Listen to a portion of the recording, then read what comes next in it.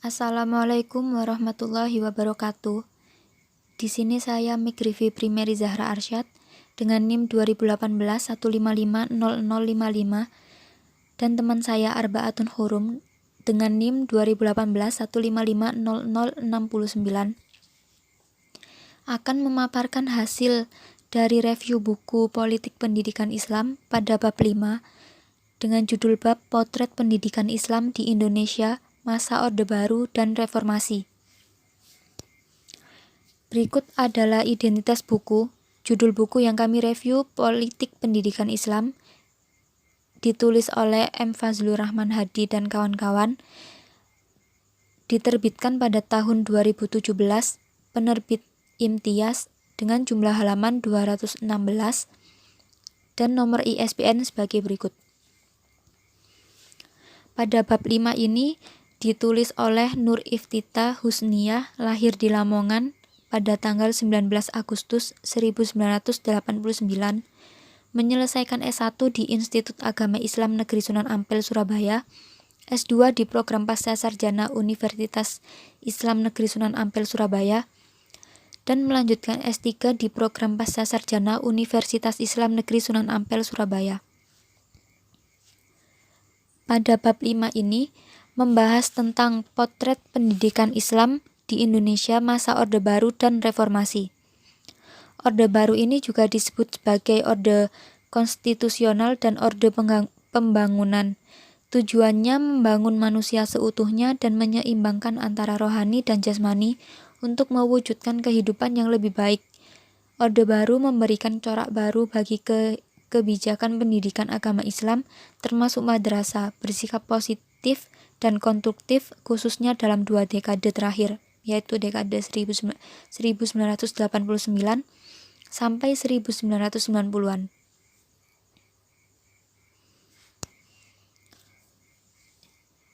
Isi bukunya yang pertama, Pendidikan Islam di Indonesia Era Orde Baru.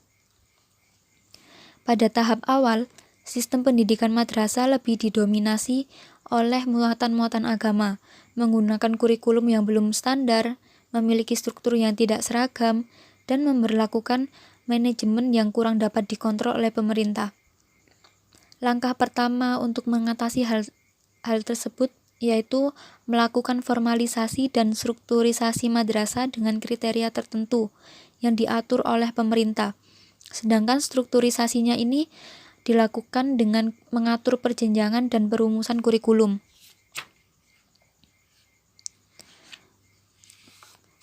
Kemudian dekade 70 sampai 80-an, pada tahap ini pemerintah memperkuat struktur madrasah baik dalam jenjang maupun kurikulumnya.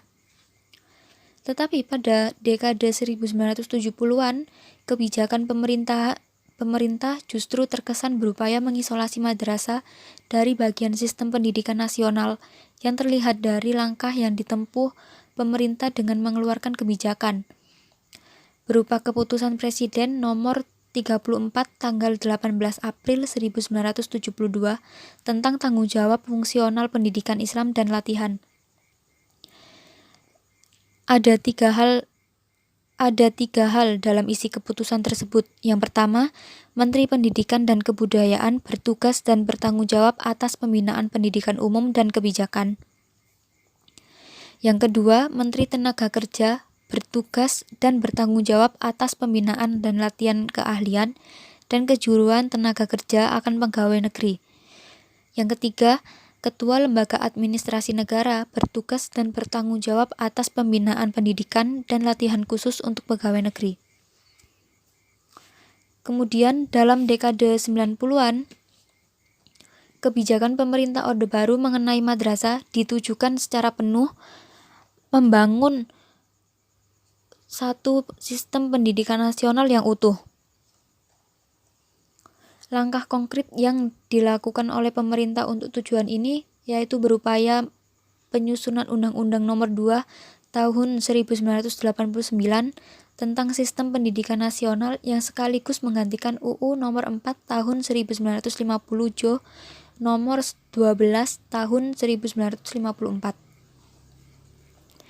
Pada perkembangan selanjutnya, muncul SKB 3 Menteri, Menak, Mendagri, dan Mendikbud yang menyetarakan ijazah madrasah dengan ijazah sekolah dengan syarat kurikulum madrasah memuat 70% pendidikan umum.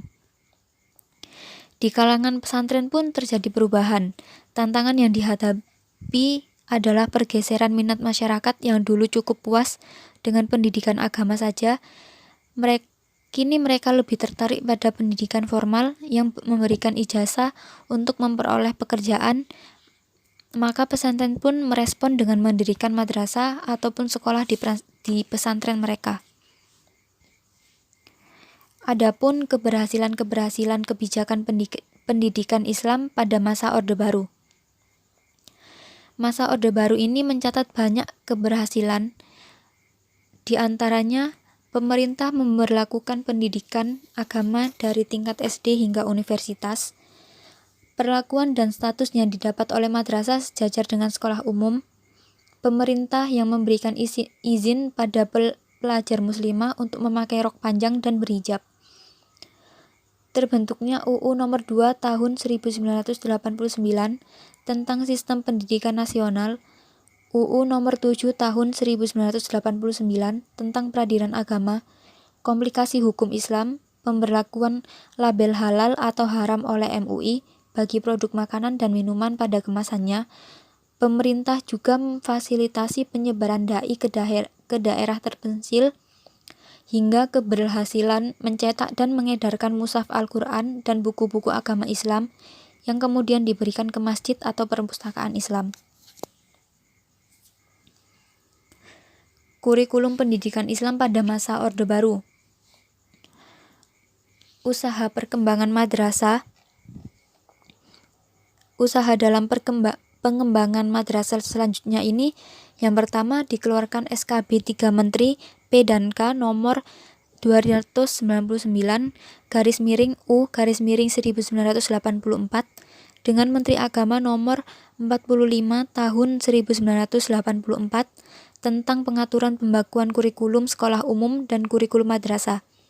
Kemudian yang kedua, SKB 3 Menteri dijiwai oleh TAP MPR nomor 2/MPR/1983 tentang perlunya penyesuaian sistem pendidikan sejalan dengan daya kebutuhan bidang bersama. Dalam keputusan tersebut terjadi perubahan berupa perbaikan dan penyempurnaan kurikulum sekolah umum dan madrasah yang tertuang dalam 4 KMA.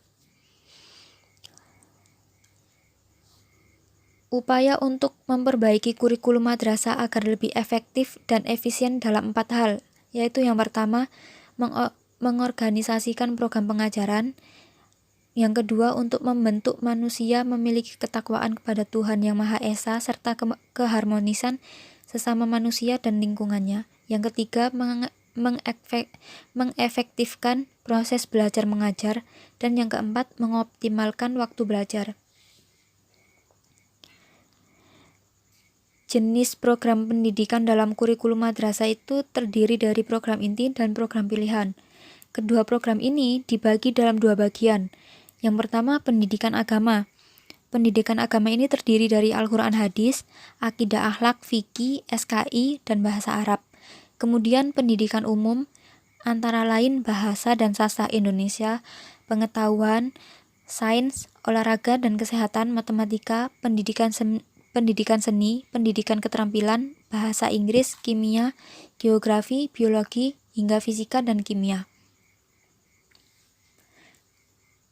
Untuk penjelasan selanjutnya akan dijelaskan oleh teman saya, yaitu Arba'atun Hurum. Baik, terima kasih Mbak Meme. Selanjutnya saya akan menjelaskan tentang jenis-jenis pendidikan serta pengajaran Islam pada masa Orde Baru. Yang pertama ada pesantren klasik atau semacam sekolah swasta keagamaan yang menyediakan asrama. Yang kedua ada madrasah diniyah, yaitu sekolah-sekolah yang memberikan pengajaran tambahan yang berusia 7-20 tahun. Yang ketiga ada madrasah-madrasah swasta, yaitu pesantren yang dikelola secara modern yang bersamaan dengan pengajaran agama juga diberikan pelajaran-pelajaran umum. Yang keempat ada Madrasah Ibtidaiyah Negeri. Yang kelima ada Madrasah Ibtidaiyah Negeri 6 tahun yang menambahkan kursus selama 2 tahun. Yang keenam ada universitas yang didirikan sejak tahun 1960 pada IAIN yang dimulai dengan 2 bagian, yaitu 2 bagian di Fakultas Yogyakarta dan 2 bagian di Fakultas Jakarta. Untuk selanjutnya ada pendidikan Islam pada masa reformasi. Era reformasi ini adalah masa pemerintahan yang dimulai setelah jatuhnya pemerintahan Orde Baru pada tahun 1998. Hal ini merupakan awal berdirinya era baru yang mampu merubah berbagai tatanan kehidupan bernegara di Indonesia, terutama dalam bidang pendidikan Islam. Kebijakan pemerintah pada masa era reformasi ini merupakan kebijakan yang melanjutkan dari kebijakan-kebijakan yang telah diambil oleh pemerintah masa sebelum masa reformasi, yaitu kebijakan mengenai program wajib belajar selama 9 tahun pada jenjang SD dan SMP atau sederajat. Yang selanjutnya ada keberhasilan pendidikan Islam pada masa reformasi. Yang pertama ada kebijakan tentang pemantapan pendidikan Islam sebagai bagian dari sistem pendidikan nasional. Upaya ini dilakukan melalui penyempurnaan Undang-Undang Nomor 2 Tahun 1989 menjadi Undang-Undang Nomor 20 Tahun 2003 tentang Sistem Pendidikan Nasional. Nah, Undang-Undang Nomor 20 Tahun 2003 ini yang masuk dalam sistem pendidikan nasional ini ada pesantren, ada taman kanak-kanak, juga ada majelis taklim. Dengan masuknya ke dalam sistem pendidikan nasional ini, maka selain eksistensi dan fungsi pendidikan Islam ini semakin diakui, juga semakin menghilangkan kesan diskriminasi dan dikotomi. Yang selanjutnya ada kebijakan tentang peningkatan anggaran pendidikan Islam. Yang ketiga ada program wajib belajar selama 9 tahun, yaitu bahwa setiap anak Indonesia wajib memiliki pendidikan minimal sampai dengan tamat sekolah lanjutan pertama, yakni SMP atau sanawiyah. Yang selanjutnya ada penyelenggaraan sekolah bertaraf nasional, yaitu pendidikan yang seluruh komponen pendidikannya menggunakan standar nasional dan internasional. Yang kelima ada kebijakan sertifikasi guru dan dosen bagi semua guru dan dosen baik negeri maupun swasta, baik guru umum maupun guru agama, baik guru yang berada di bawah Kementerian Pendidikan Nasional maupun guru yang berada di bawah Kementerian Agama. Yang keenam ada pengembangan kurikulum berbasis kompetensi, yaitu kurikulum tingkat satuan KTSP atau pengembangan kurikulum berbasis kompetensi KBK pada tahun 2004 dan kurikulum tingkat satuan KTSP pada tahun 2006. Selanjutnya kesimpulan, yaitu pada Orde Baru ini memberikan corak baru bagi kebijakan pendidikan agama Islam yang mengalami perbaikan dari arah yang lebih baik dibanding era penjajahan, era awal kemerdekaan, dan Orde Lama. Kebijakan Orde Baru dalam bidang pendidikan juga memberikan dampak yang cukup berarti pada perkembangan agama Islam di Indonesia. Nah, melalui lembaga-lembaga ini, kaum muslimin tidak hanya dibekali oleh wawasan keagamaan, tapi juga sejumlah keterampilan administrasi dan manajemen, sehingga dapat membuka peluang bagi mereka untuk terlibat dalam pengelolaan negara, khususnya dalam lingkup Departemen Agama. Yang selanjutnya pada era reformasi pendidikan Islam juga melanjutkan program wajib belajar selama 9 tahun yang sudah dimulai sejak tahun 1994. Perkembangan pendidikan Islam di Indonesia ini mengalami kemajuan yang begitu pesat di zaman reformasi, baik dari sisi materi, tujuan, hingga pembahasan kurikulum yang tiap tahun mengalami penyempurnaan. Baik, itu saja yang bisa kami sampaikan. Kurang lebihnya mohon maaf yang sebesar-besarnya. Wassalamualaikum warahmatullahi wabarakatuh.